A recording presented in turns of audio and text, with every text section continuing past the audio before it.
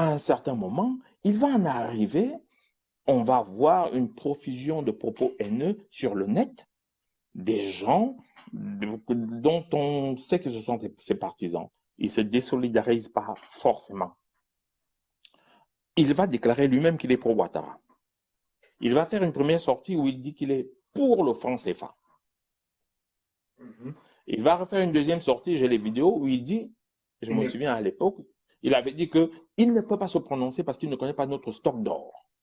Je me souviens, j'avais écrit à M. Youbi, qui était son directeur de communication, je lui ai dit, ton candidat il ne sait pas qu'on n'est plus à l'étalon or, que la valeur de la monnaie ne dépend pas de la quantité d'or. Et il va se présenter à la présidentielle, il y a un souci. Je me souviens. Et puis, quand il faisait sa campagne, il avait dit qu'il veut développer le Cameroun avec les partenariats publics-privés. En général, quand je m'arrête, c'est que je vais faire un parallèle avec la Côte d'Ivoire. Tout à fait. C'est ce que Ouattara fait. C'est ça le but aujourd'hui, c'est de créer ce parallèle. Celui qui veut savoir pourquoi il n'a pas gagné les élections, on en vient. On en vient. Voilà. Voilà. Qu'est-ce que Ouattara fait aujourd'hui? Il fait des partenariats publics-privés avec les sociétés françaises. On peut en revenir. On appelle ça vendre la Côte d'Ivoire. Et je me souviens, j'avais dit à Camto, là, je te défie dans un débat public télévisé. Il a envoyé me dire que je ne suis pas candidat. Donc, il débat en public avec les candidats. Donc, il ne peut pas nier. De toute façon, il sait. Très bien. Et donc, je vais passer là. Donc, on a là un ensemble d'éléments qui prouvent qu'il avait un modèle conforme à celui de Ouattara. C'est-à-dire, je sais que je ne gagne pas, mais à l'issue, je me proclame chef d'État, je crée l'insurrection, et quand on a créé l'insurrection, on attend que les Occidentaux arrivent et me mettent au pouvoir. Dans un dialogue inclusif. Dans un dialogue. On crée un dialogue inclusif, les Occidentaux arrivent, et étant donné que je suis la figure du dialogue inclusif, qui est le négociateur, je suis soit président, soit premier ministre, chef d'une rébellion, que je mène à travers, que j'entretiens à travers l'État armé ou les relations ambiguës ou incestueuses avec les gens qui ont pris des armes contre le gouvernement.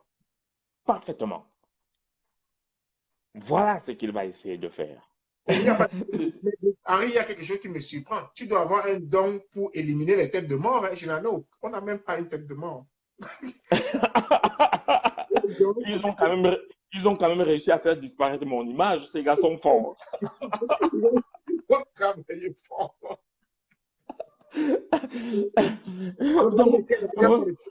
Confusion de cœur. Confusion de cœur. Donc, quand on prend tous ces parallèles-là, et on en arrive alors à ce monsieur dont on dit qu'il a préparé l'insurrection. Il a préparé l'après-campagne et non la campagne. Et d'ailleurs, je voulais m'arrêter un instant. Quand M. Cabral Libby lui demande qu'il se coalise, qu'est-ce qu'il dit? M. Cabral Libby, je me souviens, a dit faisons des primaires entre nous. Il a estimé que c'était sans objet, mais pour employer d'autres termes, il a dit qu'il fallait un mécanisme, il fallait trouver le financement, il fallait ensuite trouver qui allaient être les électeurs, il fallait trouver, il a posé un certain nombre de questions auxquelles il n'a apporté aucune réponse. Ça, c'est la première phase. Bon. Pour te dire ceci, lui, il savait qu'il allait être deuxième. Peut-être pas avec beaucoup de voix, mais il se disait qu'il a beaucoup de chances d'être deuxième. Et s'il avait fait ce mécanisme, quelqu'un d'autre aurait pu sortir de ses primaires. Et ce moment, tout son plan d'insurrection tombait à l'eau. Vous avez compris maintenant? Et pourquoi toute tentative de cohésion de l'opposition ne pouvait pas marcher? Ça ne pouvait marcher qu'à condition qu'on le mette, lui, chef de cette opposition. Tout à fait. Comme ça, il aurait continué son plan.